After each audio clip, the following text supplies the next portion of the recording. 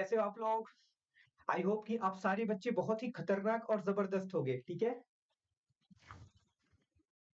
Okay, तो आज जो हमारा टॉपिक है वो क्या है कि क्या हम जल में किसी भी मात्रा को बहुत ज्यादा मिला सकते हैं कि नहीं मिला सकते, ठीक है? ये हमारा टॉपिक है।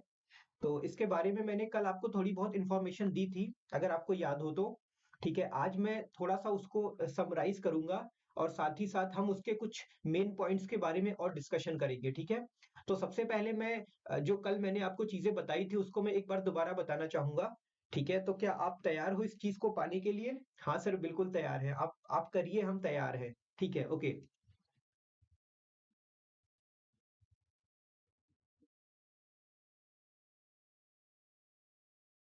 ओके, तो देखो बच्चा, कल हमने क्या पढ़ा था कि जैसे पृथक्करण की एक से अधिक विधियों का उपयोग इसलिए किया जाता है।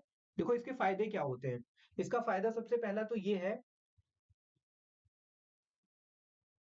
हाँ, इसका जो सबसे पहला फायदा ये है कि देखो, आप अगर किसी चीज से दूसरी चीज को अलग करते हो तो हो सकता है आप एक विधि से उसको प्योर फॉर्म में ना पा पाओ। ठीक है, जैसे क्या होता है, जैसे गेहूं जब खेत में होता है तो सबसे पहले हम क्या करते हैं कि गेहूं को और उसकी जो बड़ी बड़ी डंडियां होती हैं उनको अलग करते हैं। यही तो करते हैं ना? मतलब उनको हम दाते हैं, फिर उसके उसके बाद क्या करते हैं, जो भूसा होता है और जो गेहूं होता है उसको अलग किया जाता है। तो ये जो विधि है, इसके अलावा भी उसके ऊपर हम कई सारी विधियां एप्लीकेबल करते हैं। क्यों? क्योंकि हमको लास्ट में जो गेहूं चाहिए ना, वो बिल्कुल फ्रेश गेहूं चाहिए। ठीक है, तो इसलिए जो है कई सारी विधियों का उपयोग करना बहुत ज्यादा जरूरी हो जाता है।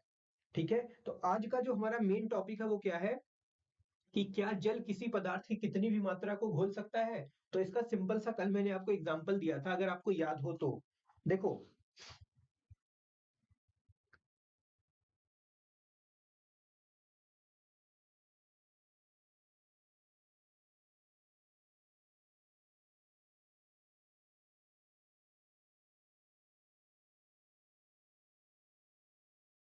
हाँ देखो, तो मैंने क्या बोला, मैंने कल आपको बताया था कि आप जाके अपने घर में एक एक्सपेरिमेंट करना। वो एक्सपेरिमेंट क्या है कि आप एक ग्लास लेना, ठीक है, और उस ग्लास में क्या है, पानी डालना। ठीक है, क्या डालना बच्चा? पानी डालना। ठीक है, अच्छा, पानी डालने के बाद उसमें क्या करना कि चाहे नमक चाहे शुगर, उसको लेना और उसमें डालना शुरू करना।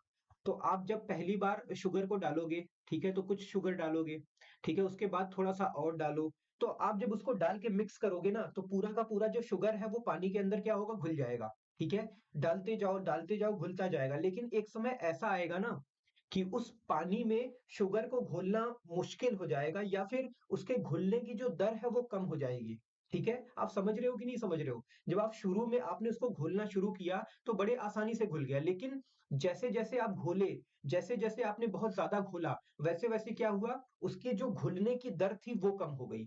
या फिर एक समय ऐसा आता है कि शुगर डालने के बाद वो उसमें घुलता ही नहीं है। ठीक है, तो देखो इसमें यहां से हमको दो कॉन्सेप्ट का पता चलता है। अगर आप देखो तो एक कॉन्सेप्ट हमारा होता है संतृप्त विलयन। ठीक है, क्या होता है बच्चा? एक हमारा होता है संतृप्त विलयन। ओके, अच्छा, दूसरा जो कॉन्सेप्ट है बच्चा हमारा वो होता है असंतृप्त विलयन। ठीक है, ये दो वर्ड्स आपको बिल्कुल दिमाग में सेट करके रखना है। ठीक है, मैं आपको इसके बारे में बताऊंगा, आप इसको ना साथ में नोट भी करते रहो। ठीक है, आपका एक है संतृप्त विलयन और एक आपका है असंतृप्त विलयन। तो देखो, जब पानी में आप शुगर को घोलोगे, ठीक है, तो थोड़ा सा डालने पे घुल गया, फिर डाला आपने, फिर घुल गया, और डालना शुरू किया, तो जो क्वांटिटी है वो घुलती गई, लेकिन एक समय ऐसा आया ना कि जो घुलने की दर थी वो कम हो गई, और कम होने के बाद एक समय ऐसा आया कि वो घुल ही नहीं रही है।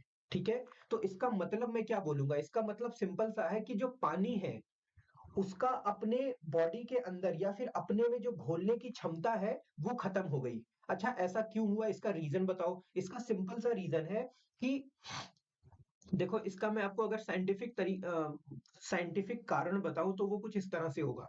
जैसे मान लो ये पानी है, ठीक है, इसमें पानी भरा हुआ है, तो आपको पता है कि दुनिया में कोई भी सब्सटेंस हो वो किससे मिलके बना होता है, अणुओं से मिलके बना होता है। ठीक है, या फिर परमाणुओं से मिलके बना होता है। ओके, चलो हम अणुओं की बात करेंगे यहाँ पे। तो मान लो ये पानी है और इसमें जो पानी के अणु है वो कुछ इस तरह से क्या है, सेट हुए हैं। ठीक है, ध्यान से देखना, बहुत आसान है। जो पानी के अणु है वो कुछ इस तरह से आपस में मिल के पानी को बनाए हुए हैं। ठीक है, बहुत आसान है, आराम से देखते रहो, आपको समझ में आएगा। ठीक है, अब जब हमने चीनी को इसमें घोलना शुरू किया तो क्या हुआ पता है आपको? चीनी क्या हुई, देखो दो अणुओं के बीच आपको कुछ गैप दिख रहा होगा, दिख रहा है कि नहीं दिख रहा है, ये सारा गैप। ठीक है, तो जब हम पानी में चीनी डाल के उसको हिलोड़ते हैं, मतलब उसको घुमाते हैं, मिक्स करते हैं, तो ये जो बीच में गैप है बच्चा ना, इसी में क्या होती है, शुगर या आपका जो भी मतलब सल्यूबल सब्सटेंस होता है, जो घुलने वाला सब्सटेंस होता है, वो क्या करता है, इन दोनों बीच के गैप्स में जाके क्या होता है, सेट होता है। ठीक है, जाके उसमें क्या होता है, सेट होता है। ठीक है, हाँ। तो अब हुआ क्या देखो, अब कुछ ऐसा हुआ कि जब इनके बीच में ये जाके सेट होना शुरू हुआ, तो ध्यान से देखना क्या हुआ, जाके सेट होना शुरू हुआ। तो पहले जब आपने डाला तो जगह बहुत ज्यादा थी, तो वो जाके एडजस्ट हो गया आराम से, ज्यादा मेहनत नहीं करनी पड़ी। लेकिन जब हम दोबारा घोलना शुरू करें तो थोड़ा सा हमको हिलाना पड़ा। क्यों हिलाना पड़ा, क्यों मिक्स करना पड़ा? ताकि कहीं अगर जगह छोटी हो तो उसमें जाके वो चीज फिट हो पाए। ठीक है, अच्छा, फिर हमने किसी तरह फिर डाला, फिर और तेजी से हमने हिलाना शुरू किया या हिलोड़ना शुरू किया, तो फिर भी चलो किसी तरह मिल गई। लेकिन एक कंडीशन या फिर एक सिचुएशन आपको ऐसी मिलेगी ना कि अगर आप डालोगे तो वो नहीं घुलेगी। ठीक है, तो उसी सिचुएशन को, उसी अवस्था को, इस वाटर का हम क्या बोलेंगे कि वाटर जो है वो संतृप्त हो चुका है। मतलब जो विलयन है वो मेरा कैसा विलयन हो चुका है, संतृप्त विलयन बन चुका है। कि अब आप उसमें कुछ भी अलग से डालोगे तो वो आपका मिक्सअप उसमें नहीं होगा। तो ये बात आपको समझ में आती है? तो आप इसको कैसे डिफाइन कर सकते हो, कैसे डिफाइन कर सकते हो बताओ? किसी विलयन में किसी विलेय पदार्थ को घोलने पर अगर एक सिचुएशन ऐसी आती है कि वो विलेय पदार्थ उसमें नहीं घुलता है, तो उस अवस्था को, उस विलयन की हम क्या बोलते हैं, संतृप्त विलयन बोलते हैं। ठीक है, उस पूरे विलयन को हम क्या बोलते हैं बच्चा, संतृप्त विलयन बोलते हैं। ठीक है, ओके। अब देखो, अब असंतृप्त विलयन क्या होता है, सिंपल सी बात है। संतृप्त का उल्टा क्या होता है, असंतृप्त, मतलब उसमें अभी मिलाया जा सकता है, अभी मिलाया जा सकता है, अभी मिलाया जा सकता है। ठीक है, तो मैं अब संतृप्त अगर मैंने बता दिया तो मेरे को लगता है कि असंतृप्त आप ऑटोमेटिक समझ गए होंगे। ठीक है, तो इसमें कोई भी डाउट आपको नहीं होना चाहिए, इस बात को दिमाग में सेट कर लो। ठीक है, क्लियर है सारी बातें? ठीक है, तो ये जो हमने पढ़ा, ये क्या पढ़ा कि कोई वाटर है, पानी है, तो उसके बॉडी में, मतलब वो खुद में जो चीजें घोलने की कैपेसिटी है वो अलग अलग होती है। ठीक है, क्या होती है बच्चा, अलग अलग होती है। ठीक है, उसके बाद, उसके बाद देखो कुछ, अब देखो ये चैप्टर हमारा ऑलमोस्ट फिनिश हो चुका है। ठीक है, अब चैप्टर जब फिनिश हो चुका है, हम उसमें कुछ बेसिक बातें पढ़ेंगे। जैसे पहला क्या है, क्या जल किसी पदार्थ की कितनी भी मात्रा को घोल सकता है? ये तो मान लो हो गया टॉपिक। तो इसमें जो मेन मेन चीजें हैं वो मैं आपको वन टू वन करके बताना शुरू करता हूं। जैसे इसमें आपका पहला पॉइंट है, क्या लिखा है कि हस्तचयन, निष्पावन, चालन, अवसादन, निस्तारण तथा निसंदन मिश्रणों से उसके अवयवों के पृथक्करण की कुछ विधियां हैं। ठीक है, अगर ये सारी क्या है बताओ आप, आपने इन सबके बारे में पढ़ा, निसंदन क्या होता है, निस्तारण क्या होता है, अवसादन क्या होता है, चालन क्या होता है, निष्पावन क्या होता है, हस्तचयन क्या होता है। ये सब क्या है, ये सब वो विधियां हैं जिसके थ्रू हम क्या करते हैं, दो या दो से ज्यादा जो चीजें आपस में मिली होती हैं उनको अलग करते हैं।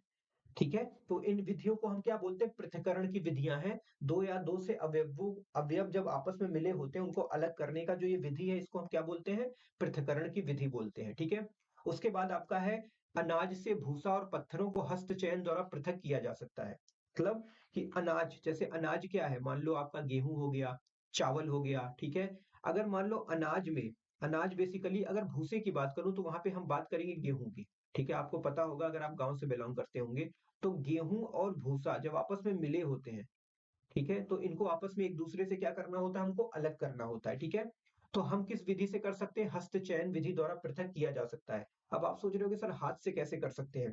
देखो मैं आपको बताता हूँ। जैसे मान लो भूसा है और आपका गेहूं है, आपस में मिला हुआ है, तो कुछ हद तक तो कर सकते हो ना। मैं ये नहीं कह रहा हूँ कि एक एक बिन बिन के निकालना है। देखो आप क्या करो, कुछ हद तक तो ऐसे ऐसे करके सिंप्लीफाई तरीके से साइड में कर सकते हो ना। तो ये भी क्या हुआ, ये भी तो एक हस्त चयन का मेथड हुआ। ठीक है ना, तो ये भी क्या हुआ, एक एक हस्त चयन जो है उसके थ्रू हमने क्या किया, अनाज और भूसे को अलग किया। ओके, उसके बाद तीसरा पॉइंट हमारा क्या बोलता है कि भूसा अनाज के भारी बीजों से निष्पावन विधि द्वारा पृथक किया जा सकता है। ठीक है, भूसा अनाज के भारी बीजों से निष्पावन विधि द्वारा क्या किया जा सकता है, पृथक किया जा सकता है। तो निष्पावन विधि पता है ना क्या होती है? निष्पावन विधि के थ्रू हम क्या करते हैं, भूसा और अनाज के जो भारी बीज होते हैं उन दोनों को क्या करते हैं, अलग अलग कर लेते हैं। ठीक है, ओके। उसके बाद चौथा क्या है, चौथा है सर, किसी मिश्रण के कणों के आमाप में अंतर का उपयोग चालन तथा निस्संदन प्रक्रियाओं द्वारा पृथक्करण में किया जा सकता है। अब देखो कोई मिश्रण है मान लो, उसमें क्या है कि कुछ बड़े पदार्थ, कुछ बड़े साइज के पदार्थ हैं और कुछ छोटे साइज के पदार्थ हैं। ठीक है, ये बात आपको समझ में आ रही है? एक मिनट रुको, देख लो यार रिकॉर्डिंग में। हाँ ठीक है, ओके। हम्म तो आप, मैंने आपको क्या बताया कि जैसे दो दो तीन पदार्थ आपस में मिले हुए हैं, ठीक है, दो तीन पदार्थ क्या है, आपस में मिले हुए हैं। और जब वो आपस में मिले हुए हैं तो मैंने क्या देखा कि उसमें कुछ भारी है, कुछ कुछ बड़े साइज के हैं और कुछ छोटे साइज के हैं। तो सिंपल सी बात है, आपको पता है कि उनको अलग करने के लिए हम कौन सी विधि का उपयोग करते हैं बच्चा, चालन विधि का उपयोग करते हैं। ठीक है, कौन सी विधि का उपयोग करते हैं, चालन, अरे चलनी नहीं, जो कल बताया था अगर याद हो आपको। हम क्या करते हैं, कोई पदार्थ होता है उसको उसमें डाल देते हैं, फिर चलनी से क्या करते हैं, चलित करते हैं। ठीक है, तो जो मोटे पदार्थ होते हैं, जो भारी साइज के होते हैं, वो क्या होते हैं, चलनी में ही रह जाते हैं। और जो छोटे छोटे होते हैं वो क्या होते हैं, नीचे निकल आते हैं। ठीक है, तो इस तरह हम क्या करते हैं, उनको उनको आपस में पृथक्करण कर लेते हैं उनका। ठीक है, ये बात क्लियर है? ओके। अब दूसरा है, अगला हमारा जो वो है, अगला पॉइंट क्या है बच्चा, यहाँ पे देखना ध्यान से। अगला पॉइंट है, द्रव तथा उसमें अविलेय पदार्थ के अवयवों को निस्संदन के उपयोग से पृथक किया जा सकता है। ठीक है, द्रव तथा उसमें अविलेय पदार्थ। आप देखो, जैसे मान लो पानी है, उसमें आपने कोई पदार्थ डाल दिया, लेकिन वो पदार्थ जो है उसमें मिल नहीं रहा है। ठीक है, उसमें मिल नहीं रहा है, मतलब वो उसके अंदर विलेय नहीं है, वो घुल नहीं रहा है उसमें। तो अब उन दोनों को अलग करने के लिए हम कौन सी विधि का प्रयोग करते हैं बच्चा, निसंदन के उपयोग से उसको पृथक किया जा सकता है। तो मैंने निसंदन के बारे में भी आपको बताया है। ठीक है, आपको पता है ना, तो इसकी डेफिनेशन लिख के मेरे को कमेंट करके बताओ। ठीक है, क्या होता है निसंदन? ठीक है। हम्म उसके बाद क्या होता है, किसी द्रव को उसी वाष्प में परिवर्तित करने की प्रक्रिया को वाष्पन कहते हैं। अब कोई द्रव है मान लो, ठीक है, कोई द्रव आपके पास है, आपने क्या किया, उसको गर्म करना शुरू किया। अब जब आप गर्म करोगे तो सिंपल सी बात है, उसमें से क्या होगा, उसमें से भाप उठेगी। हाँ, अब ये जो द्रव है जब ये भाप में बदल रहा है तो यही तो वाष्पन हो रहा है, कि हमने क्या किया कि किसी पदार्थ को, मान ले तो जल में कोई पदार्थ मिल गया है, ठीक है, अब हमें क्या करना है, उसको अलग करना है। तो बेसिकली हम वाष्पन विधि का उपयोग करके उस पदार्थ को उससे अलग करते हैं। ठीक है, जैसे मैंने आपको नमक के केस में बताया था कि जो नमक का मैन्युफैक्चरिंग होता है वो कहाँ होता है, बताओ। जो नमक मेरा मैन्युफैक्चर होता है, जो नमक का रॉ मटेरियल होता है, हमको समुद्र के किनारे से मिलता है। ठीक है, जो हमारा सी होता है उसके बीच से हम क्या करते हैं, उसके मतलब जो प्राइमरी मेथड होता है नमक को लाने का, वो क्या होता है, समुद्र के किनारे से लाया जाता है। ठीक है, ओके। अगला क्या है, तो वाष्पन विधि उसमें उपयोग होती है कैसे, आप, मैंने बताया था कि ऐसे समुंदर के किनारे हम छोटे छोटे क्या, ऐसे ऐसे क्या छोटे छोटे एरियाज बना लेते हैं। ठीक है, जैसे तालाब टाइप का बन जाता है। ठीक है, जैसे आपके गांव में तालाब होगा ना, तो अब देखो इसमें पानी आ गया, अब चारों तरफ से हमने क्या किया, इसको बांध दिया। बांधने का मतलब, जैसे जो मड नहीं होता, कीचड़ नहीं होता, उससे क्या किया, चारों तरफ से बांध दिया। अब इसमें का जो पानी है, ठीक है, अब बाहर से तो पानी आ नहीं रहा क्योंकि हमने चारों तरफ से एक बैरियर बना दिया है। अब इसके अंदर जो पानी है वो क्या है, इकट्ठा हो गया। अब आपको पता है कि जो समंदर का पानी होता है वो खारा होता है। अच्छा, उसका खारा होने का क्या कारण होता है सर, उसका खारा होने का सबसे बड़ा कारण होता है कि उसके अंदर नमक मिला होता है, सॉल्ट मिला होता है, और उसी की वजह से वो क्या होता है, खारा होता है। ठीक है, तो अब हमने क्या किया कि ऐसे ऐसे छोटे छोटे गड्ढे बना लिए, अब उसमें पानी डाल दिया, मतलब पानी इकट्ठा हो गया, कौन सा, समुंदर वाला। तो अब उसको हमने क्या किया, उसको छोड़ दिया कुछ दिनों के लिए। ठीक है, क्यों, ताकि धूप पड़े तो गर्मी क्रिएट हो, और गर्मी क्रिएट होने से क्या होगा, ये जो पानी है बच्चा ना, ये भाप में बदलना शुरू होगा। और जब ये भाप में धीरे धीरे बदल के गैस के फॉर्म में परिवर्तित हो जाएगा ना, तो कहीं ना कहीं क्या होगा, कहीं ना कहीं इसमें जो पानी है वो तो उड़ गया, बचा क्या, नमक बचा। ठीक है, तो वहां से क्या होता है, नमक का कलेक्शन कर लिया जाता है। ठीक है, नमक का कलेक्शन कर लिया जाता है, फिर उसके फिल्ट्रेशन के लिए उसको बड़ी बड़ी मैन्युफैक्चरिंग कंपनी में भेजा जाता है, वहां पे उसका और फिल्टर होता है, उसमें से और भी जो अनवांटेड चीजें होती हैं उनको वो बड़ी बड़ी कंपनीज क्या करती हैं, अलग करती हैं अपना मेथड यूज करके। ठीक है, जैसे एग्जांपल में टाटा, टाटा क्या है, टाटा एक बहुत बड़ी कंपनी है जो नमक का मैन्युफैक्चरिंग करती है, लेकिन अगर मैं प्राइमरी स्टेप देखूं, जो पहला स्टेप है वो समुंदर से ही तो मिलता है, तो वहीं से लाके वो पूरा मॉडिफाई करके तब हमारे घरों में सप्लाई होता है। ठीक है, तो ये बात आपको क्लियर होनी चाहिए। ठीक है, ओके। उसके बाद अगला पॉइंट क्या है बच्चा? अगला पॉइंट है कि किसी द्रव को उसी वाष्प में परिवर्तित करने की प्रक्रिया को वाष्पन कहते हैं। पता है आपको? वाष्पन की विधि का उपयोग द्रव में घुले ठोस को पृथक करने में किया जा सकता है। ठीक है, बता दिया मैंने, एक्सप्लेन कर दिया पूरा नमक के बारे में। तो वही बात इन्होंने यहाँ पे लिख रखा है। ठीक है, अच्छा। उसके बाद देखो बच्चा, उसके बाद मैं आपको कुछ चीजें और बताना चाहूंगा।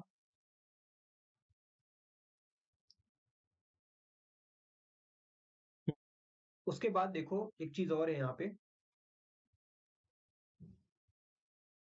देखो, मैंने आपको इतनी सारे मेथड बताए, ठीक है? किसको? दो या दो से ज्यादा चीजों को अलग करने के। लेकिन क्या आपने सोचा कि ये जो चीजें होती हैं, ये हमारी डेली लाइफ में यूज होती हैं कि नहीं होती हैं? बताओ आप। बताइए, क्या ये हमारी डेली लाइफ में यूज होती हैं? हाँ सर, होती है ना। जैसे चालन हो गया, ठीक है। आपका वाष्पन हो गया। वाष्पन का तो आप शायद नहीं यूज करते होगे, आपने कभी देखा नहीं होगा। लेकिन चालन जो है बहुत ज्यादा हमारे यहाँ क्या होता है, यूज होता है। और हस्तचयन भी बहुत यूज होता है, ठीक है, आप लोगों ने देखा होगा। उसके बाद ये जो निष्पावन है, निष्पावन पता है ना क्या होता है? हाँ, निष्पावन मतलब ये वाला। ठीक है, मतलब मैं आपको बता रहा हूँ, जो जो बच्चे गांव से बिलोंग करते हैं ना, वो इन बातों को बहुत ही अच्छे तरीके से समझ पा रहे होंगे। मेरा ऐसा मानना है, क्योंकि देखो ये चीजें ना वहाँ पे प्रैक्टिकली होती हैं। ठीक है, जैसे मैं अपने गांव में रहता हूँ, ठीक है, तो मैंने एकदम करीब से इन चीजों को फील किया है। ठीक है, मैं पहले रहता था तो वहां पे ये सारे काम जो यहाँ पे बताए जा रहे हैं ना, वो मैं बिल्कुल एकदम आत्मसात अंदर से फील कर पाता हूँ। ठीक है, क्योंकि हमारे यहाँ ऐसा होता है। आप थ्रेसिंग की बात करें, ठीक है, थ्रेसिंग का तो बहुत लोगों ने सुना होगा। ठीक है, पहले थ्रेशर होते थे, ठीक है, थ्रेशर एक बहुत बड़ी मशीन होती थी, जिसके थ्रू हम क्या करते थे, जो गेहूं और उनकी बड़ी बड़ी डंडियां होती है, उनको उठा के उसमें डालते थे। वो क्या करता था, उनको छोटे छोटे पार्ट्स में ब्रेक कर देता था, और उसी से तो भूसा बनता था। भूसा और दाना एक साथ इकट्ठा हो जाते थे उसी में। ठीक है, तो वो भी एक तरीका था। और मैं आपको बताऊं, जब थ्रेसर की डिवाइस नहीं आई थी ना, तो उससे पहले क्या होता था, गेहूं काट के लोग लेके आते थे घर पे, और उसके ऊपर जो जानवर होते थे ना, उनको दौड़ाते थे।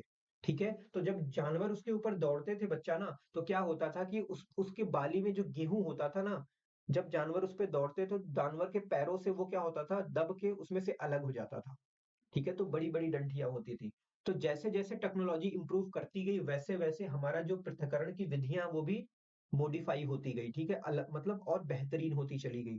आज तो इन सब चीज़ों की ज़रूरत नहीं पड़ती। मैं आपको बताऊँ, आज तो गाँव से थ्रेशर भी गायब हो चुका है। आज इतना सिंपल मेथड है ना चीज़ों को अलग करके। मैं आपको बताऊँ, जैसे हमारे यहाँ क्या होता है, एक छोटा-सा आपको स्टोरी बताता हूँ। हमारे यहाँ गेहूँ होता है, तो पहले ये जो पृथक्करण करना होता था ना, ये बहुत लंबा लंबा प्रोसेस होता था। क्या होता था, पहले जाओ खेत में, गेहूं काटो। ठीक है, गेहूं काटने के बाद फिर उसको बांधना पड़ता था। फिर बांध के उसको घर पे लेके आना पड़ता था। फिर जो भी मेथड मैंने बताया, थ्रेसिंग वाला या फिर जानवरों को उस पे दौड़ाने वाला, वो करना पड़ता था। फिर उसके बाद जो बड़े बड़े पार्ट्स होते थे, उसमें हस्तचयन का यूज करके उनको अलग अलग करना पड़ता था। उसके बाद भी उसमें मतलब बहुत ज्यादा अनवांटेड चीजें होती थी। तो फिर हम उसका निष्पावन करना पड़ता था, फिर चालन भी करना पड़ता था। तो मतलब कई सारे मेथड जो है, एक चीज को अलग करने में कई सारे मेथड बीच में हम यूज करते थे। लेकिन अब क्या है, आज के टेक्नोलॉजी जितना बहुत ज्यादा डेवलप कर गई, तो आज की कहानी मैं आपको बताऊं, मैंने करीब से देखा, आपको बता रहा हूँ। ये जो मैंने आपको बताया, ये मैंने करीब से देखा, और आज भी मैं कभी कभी जाता हूँ तो उसको भी मैंने करीब से देखा है। मैं आपको फर्क बता रहा हूँ कि कितना बदलाव आ गया। आज क्या होता है, आज सिंपल, अच्छा आज वहां खेत में गेहूं काट के लाना है, बिल्कुल लाना है। ठीक है, उसको पूरा क्लियर करके लाना है, तो मस्त एक ट्रैक्टर ने, एक पीछे एक बहुत बड़ी मशीन होती है। ठीक है, वो ये सारे काम एक साथ करती है। ठीक है, उसको लेके गए। ठीक है, उसने पूरा कटिंग करी। कटिंग करने के बाद उसी में एक फिटेड होता था फिल्ट्रेशन के लिए एक अलग डिवाइस, तो उसमें से डाला, भूसे को अलग कर दिया, और एकदम प्योर, मतलब प्योर गेहूं को अलग कर दिया। ठीक है, बिल्कुल अलग कर दिया। और उसके बाद फिर वहां से उठाया, अपने अपने डिवाइस, अपने जो उनका स्टोर होता था, डिवाइस का स्टोर मतलब जो यंत्र होते थे, उसमें डाला, और ले आके घर पे पटक दिया।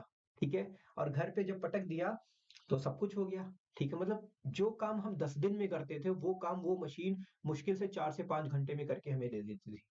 ठीक है? तो टेक्नोलॉजी जो थी ना आज के टाइम में इतनी बूस्ट कर गई कि अब तो ये खैर सारी चीज़ें हम नहीं करते हैं, बट ये है कि हमें अपनी संस्कृति में जो हमारे साथ हुआ, जो जो भी चीज़ें आज कभी-कभी देखो अब ये चीज़ें गायब नहीं हुई हैं, ये कहीं न कहीं इसने एक टेक्नोलॉजी का फ़ॉर्म ले लिया है, ठीक है? चालन अब भी होता है, लेकिन वो अलग तरीके से होता है, ठीक है?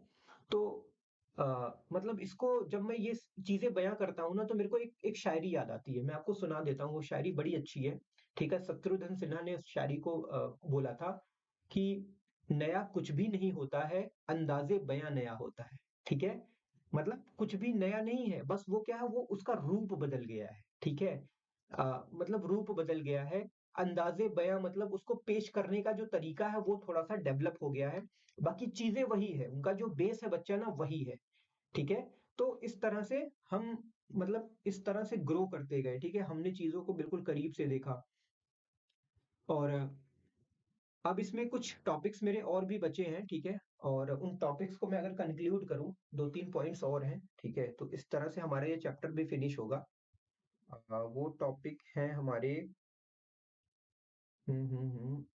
चेक करता हूँ। वो टॉपिक्स हमारे हैं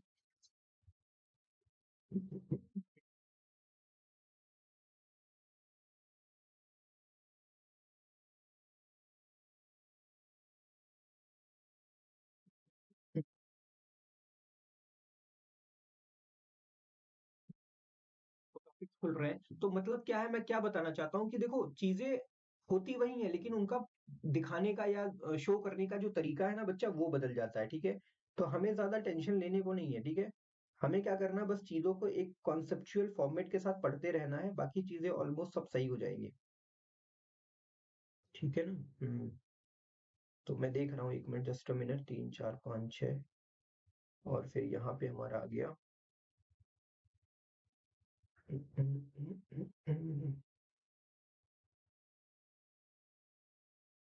अ मिनट।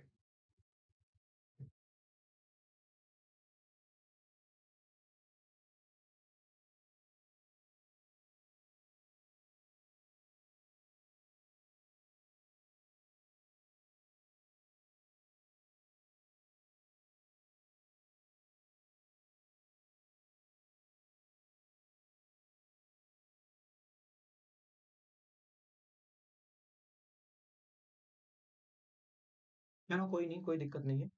ठीक है? तो इसी के साथ ये वाला जो चैप्टर है हमारा बच्चा फिनिश होता है। इसमें आप क्या करो ना, एक बार दोबारा क्या करो, इस पूरे बुक को ना, जैसे आप सोचो ना, आपका जो रेफरेंस बुक है, आपके पास बहुत सारी बुक्स होंगी, ठीक है?